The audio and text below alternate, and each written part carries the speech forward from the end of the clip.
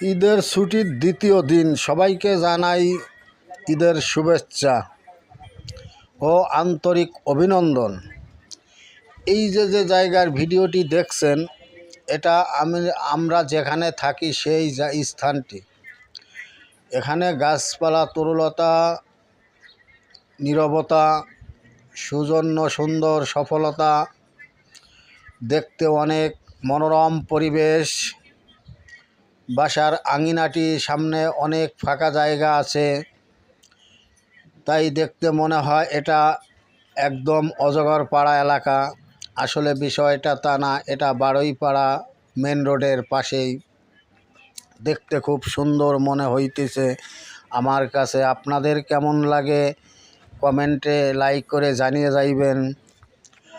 ঈদ চলে গেল, আশা করি নবনির্বাচিত প্রধানমন্ত্রী দেশটি নতুন করে উদ্যোগ নেবেন ভালো করে পরিচালনা করার জন্য।